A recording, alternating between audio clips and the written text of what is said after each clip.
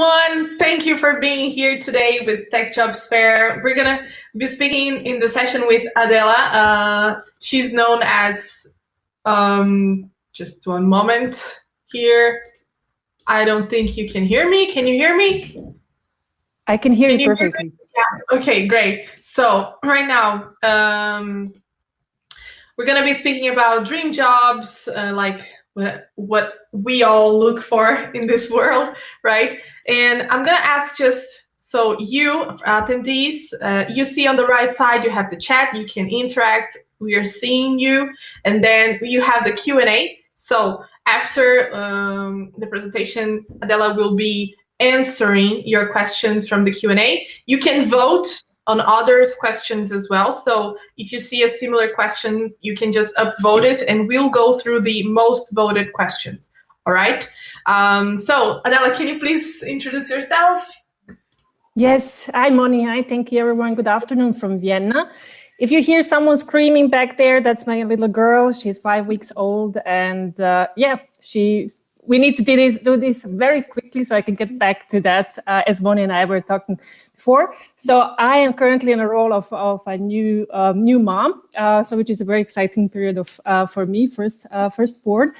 And so I'm as well a speaker, as I said. I'm in the tech, so I'm really proud to be in tech, and I'm here to motivate more and inspire more women to bring in tech. This was, for instance, one of my mission that I did in 2020 to tell my story to 1,000 women in tech and beyond, to inspire them and to just share my story and say this is how it looks on my side, how is it on your side, and start the conversation. This is what I love. I love talking to people. I love connecting people. I love building communities. So I am active in roles as a mentor in 2 global organizations, as well. I'm active as a vice president in 2 communities: the female network, Female Leaders Network, where I did my MBA, and as well in the business Women of Bosnia and Herzegovina. This is where I come from. So I live now in Austria, but I'm born, raised, and educated back in Bosnia. And maybe I will tell you a little bit about that, my experience. So when I moved to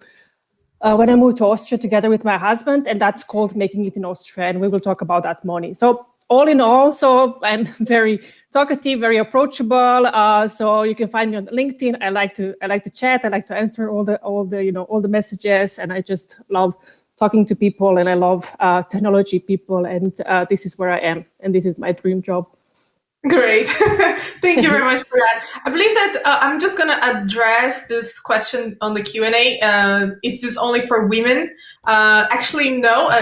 She's a female tech leader, but we're going to be addressing dream jobs in general.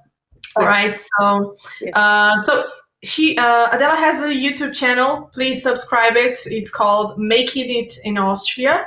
Go there. It has a lot of cool content there as well. So can you please tell me why you started this channel? Happy to do that. So it resonates with our story. So my husband and I, when we moved back in 2013 in September, we moved to Vienna. We just packed our stuff. We came here by bus, and we gave ourselves kind of 6 months. We had less than 10,000 euros savings. So we put all the savings. We worked hard a couple of months before that, and we put all of that and came here without a job, without knowing the language, without having the network. And we just, we wanted to start fresh, and we believed that where we were back there in Sarajevo, that we just, explored everything. And we felt like, okay, this is too small, and I just want to grow more, and I just want to, in my career. And as well, I just want to see the world, somehow we felt that it's just not going to happen there, or it's going to take longer than we were, very patient to wait. And whenever I told this story, so back there in beginning of 2020, I started with a project 1,000 Women, and then this story was picked up by Forbes, and they called it like Making It in Austria from 0 to 100. And whenever I was speaking about whatever IoT or dream job or whatever MBA, for instance, that I did and how it helped my career, so people were always coming back to this story. So how did you do that when you came to Austria? Was it scary? How is it with the language? How is it with the network? Here, is it Austria small? How is the community? Are they open, approachable, and so on? So there was always these questions, like in events like this, and as well privately. I got thousands of these questions. I said, okay, this is not, I'm not going to be able to answer this. And on the other side, so I know so many people in my community, so it's networking again, that did a very similar, that made a similar experience from across the world. You know, they came from Iran, or they came from the US, or they came from UK to Austria or Indonesia and so on. So they came from across the world to Vienna, to Austria, and they made a career. They had a very similar path. Some of them in like building their company, some of them in a professional career as expats and so on. And I said, I know these people, so why not put it all together? So why not just, you know, create? And the idea was born like this. So I didn't have any training on YouTube or, you know, like thinking days and making a strategy and whatever. So this is going to happen like that. I said, okay, I'm going to do it. And I started to just calling my friends. So the first couple of 10 interviews that I did was from my very closest network. So I just called them. I said, like, this is the list of the questions. Let's do it. And let's give it a try. And you tell your story, and then let's see how it's going on. And then it's quickly picked up. It quickly picked up. And in this year, in 2021, so we have already 42 interviews. And I'm very proud to say that some of the people that you saw in the interview are here today, like Asatila Kostiga, for instance, she's presenting later on. You have Martina Ernst as well here. You have Kambis here as well. So there are a couple of people that are here from the network. So I'm really, really proud of that. And we will continue. So I will continue when the baby when the baby is a little bit bigger, so I can continue with the interviews. And I have so many other exciting projects, because, you know, I get messages every day from people across the world that say, like, this is what we have been waiting for. This is what, like, we really wanted to hear from the real people. One thing is when you read the reports and statistics and go to different forums with, you know, unknown people. And the other is when you see the people like you and I are chatting now, and you are sharing your story, and I can connect later on with you on LinkedIn or whatever, you know, available page, and I can have a chat, virtual coffee with you, and so on and so forth. So it's a different experience. And I think this pandemic really kind of helped that to, you know, put that project as one of the priorities, and, you know, have people come and tell their stories. And that's what basically what inspires me, actually. So what drives me, one of the driver is just like get these people. And I kind of got, you know, fed with my stories. Like, I was telling it like 1 time, second, 30, 100 times. I was like, okay, but, you know, there's this exciting story, there's that exciting story, and it's like win-win-win for all of us. And I have many cool projects coming in.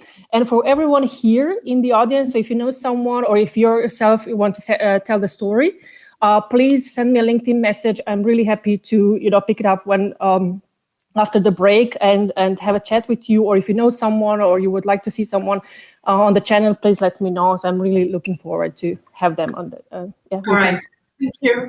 Thank you very much. Okay, next thing, dream jobs, right? It sounds like utopia for some people, right? So a dream job is so far from me. So how would you advise the attendees to start looking for a dream job, or even designing the dream job, right? So what is a dream job? Yeah, that's a question for $1 million. So if we get that one done, we are good. Back in when was that? 2017. So when I decided to sign for an MBA, I said to myself, so during the trip to the US, so I did my MBA here, and we had this trip to the US, entrepreneurship and innovation.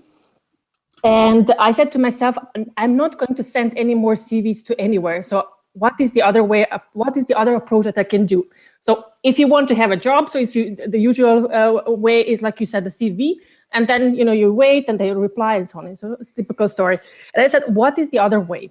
And then I started a little bit digging into that topic, and I met some of the people in the US who are doing that, you know, professionally. So who are building networks and communities professionally, and bringing, you know, really top people together, organizing networking events, dinners, and whatsoever. And I got inspired by that.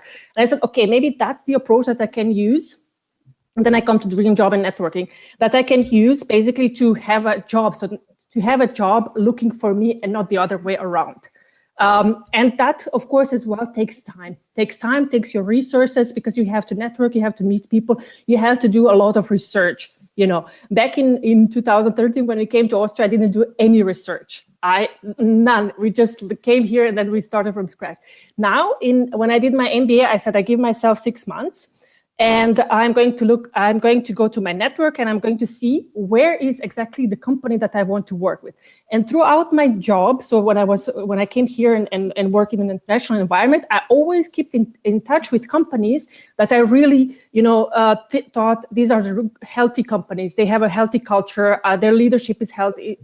They have, vision for the next years. I know their theme. I know how they work, and I don't know how it really is, and not just, the pictures that you see on the website.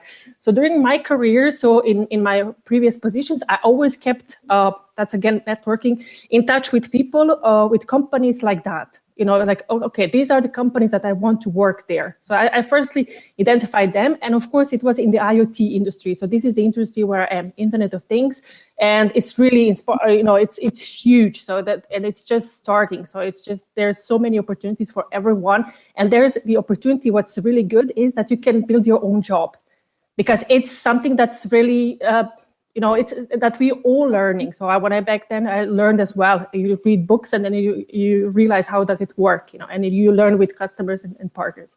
So basically for me, it meant, okay, I kept the track on the companies. So because that was the priority, they were in the IoT industry for me. So in the industry where I want to be, and where I want to stay.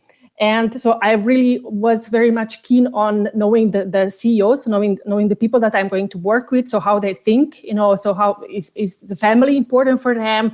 Is the flexible working hours important for them? Is that a no-go back in the days before Corona? And of course, then when it got really serious, before I moved from one job to another, so I started working with coaches and mentors. So this is really, really important to note here that you don't wake up in the morning and say, okay, this is a dream job that maybe some of us here know. There are people who were born with 4 years, they knew what they're going to do in their lives and they knew exactly how it's going to look like. For some of us, not. And that's really cool nowadays. You have people that can help, that can support you along the way. And I used all the resources that I had. I had mentors in my company where I worked before. Then I looked for the mentors outside of the company, especially the female mentors, because I felt I'm in the tech and I'm just getting I'm starting to wear black and white, gray, blue, and I just don't feel like myself anymore. So it's like, okay, I really need some more of this female energy, female vibe. So I was looking for myself outside of the company. For the female mentors, and I'm really happy that the WomenTech are here. Desire Yonak was here today, so it's really great community. So find the mentor. So if you don't know what your dream job is, I didn't know what my dream job is. Back then, in 2019, when I did my MBA, I was just like, I have no clue where I want to go. So I was really, all over the places, and mentors and coaches help me. So you need to kind of invest in yourself. Career is something that you need to actively invest into it. So it doesn't happen from one day to another. You need like lots of people. So you need your support system, you need your coaches, you need mentors, you need a healthy culture in the company. You need to be in the driving seat. I need to underline that.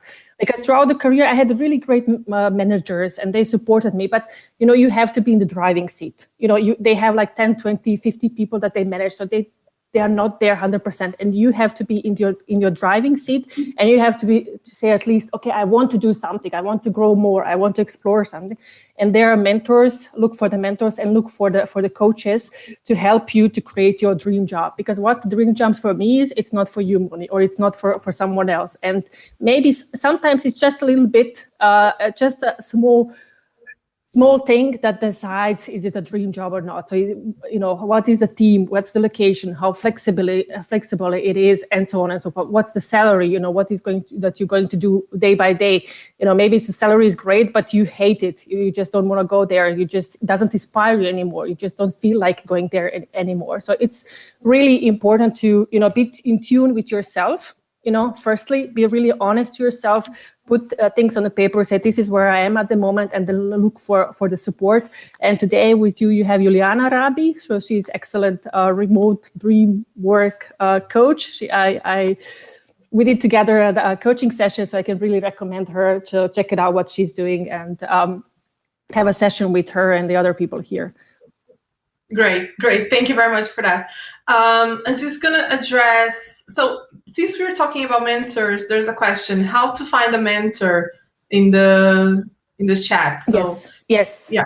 So there are typical, you have two, three ways, typical ways. And probably there are more, but one of them, of course, in the company. So some companies, big, large corporations, for instance, they have mentoring programs. They have official mentoring program where you can basically apply. So the other thing, what the way I did, so my mentor approached me. So the CEO approached me and said, I was like, yeah, so I see talent in you, and I worked before and with different mentees. So I would really like to, support you along the way.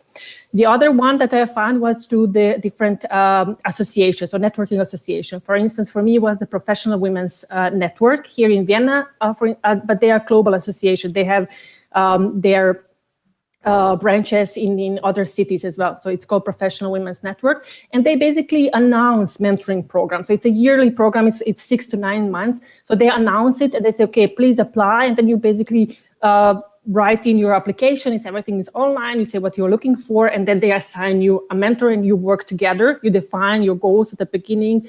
What do you want to work together 6 or 9 months together? So, and the women mentors, for instance, HEVO mentors, they have as well. So you can apply as a mentor, and as well you can apply as a mentee. So look around yourself in different networking associations when they announce their mentoring program, because it's a different day. Sometimes it's September, sometimes it's the beginning of the year. So most of the network associations have them.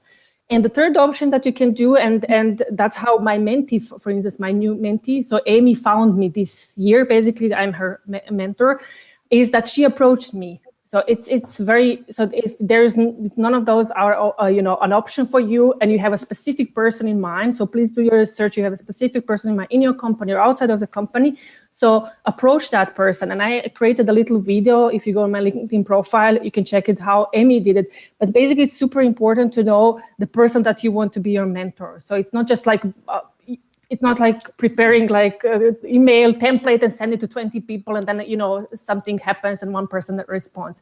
There has to be this link. So this person has to be in that, for instance. She looked for me because she identified herself with my career path. She identified herself with my story. She wanted to work more. She wanted to change the job at the moment. She wanted to work more on networking opportunities as well. And she started slowly. So she attended one of the other talks from me. So she decided to get to know me. So it's important to have this, because mentoring is like a friendship. It's you bond together, and over the years you stay in contact. And I'm in contact with all my mentors. So it's really important to see, who's that person behind the title and industry that she's working in, or he. And then she followed basically those steps. So she looked who I am. She visited some of my talks. She approached me, sent me a nice email, and said, "Look, I attended. Networking is scary for me. Maybe you have some ideas, thoughts, and so on and so forth." And then later on, when I'm mentoring the WomenTech network, so if someone here wants to join, so WomenTech network, and then she saw that I'm going to be a mentor officially there, so she applied. And when I was looking through 10 applications that I had for people that want to be my mentees, I saw her name, and then it was like, okay, I know her. So it was a difference. So other applications were just names for me, so they were application, and she was someone who really did the homework. And I said, okay, she's really serious. She wants to work with me, and then we connected. And I'm happy to say that she's doing it really well. And there are some people here, some of the speakers helping her on her way, supporting her on her way to change her job. That's just amazing. Okay, one more question before you have to go back. Okay, so the most voted question is, from your personal experience, how important is it to adapt to another culture in order to build your career in a foreign country? That's one of the questions that I also asked my guests on the talk, and it's yes. So some of this openness and flexibility has to exist. Otherwise, why are you moving? Firstly, so why are you moving if you want to have it as it is in your home country? So that's the first question that you have to ask yourself, because you will be thrown in unknown water. So it will be a little bit at the beginning.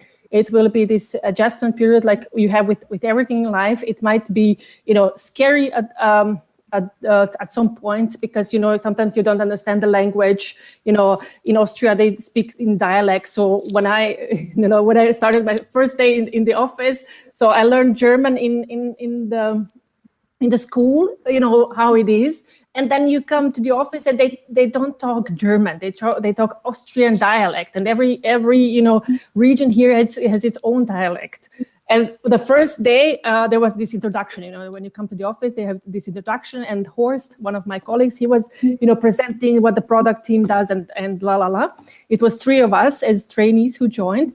And then I was just looking at him. And I couldn't follow a single word because it's different, it's a different language. And after that, after that, I was looked at my colleagues, and they we don't follow either. So during the coffee break, we said, Horst, we don't understand you. So we really don't understand you. Can you speak in German? German that we taught in school, and they learned in school as well. So he did. So it's very important, you will be confronted with new things, and don't assume that they know. If we haven't said anything, they probably would assume, they understand every single word, and then tomorrow or day after, they would continue as well. And so they wouldn't think, okay, they don't, we should talk German.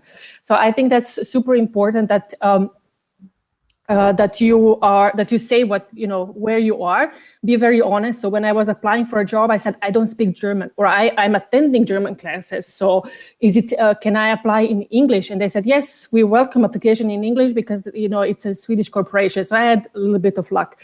And they said, okay, we will be paying you classes for a couple of months. That's very normal. So the 6 months, my colleague and I, we had German classes in the company, paid by the company, and later on as well, some additional ones.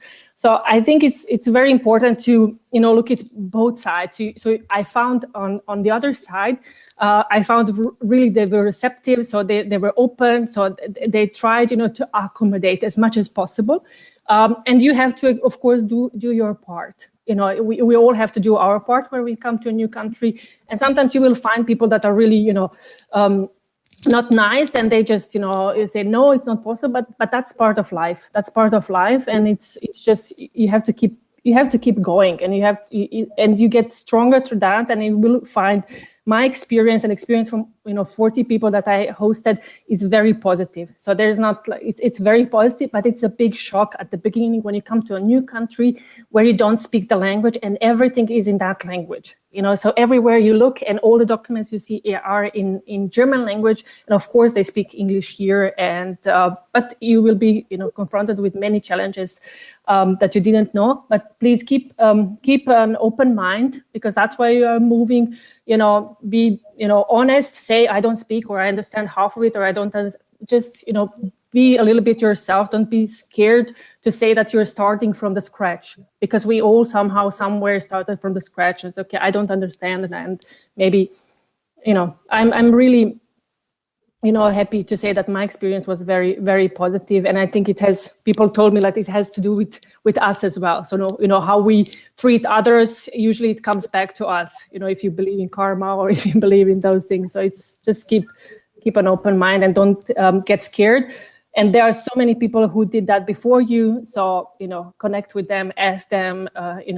They're different. It's a different world now than in 2013 when now it's everything online. You have so many associations where you can join and ask questions, and just like in life, don't be scared to make the first step. Great. Thank you very much. Okay, guys, we have passed our time right now. So I would really like to thank you, Adela, for this. Guys, she's very open. Connect with her on LinkedIn. Go to the YouTube channel. She's there for you. And I believe that she will be of a great value for you as well. So keep connected. We'll see you on the next session. Thank you, Adela. Thank you, Moni. Thank you, everyone. Cheers. Bye-bye. Bye-bye. Bye-bye.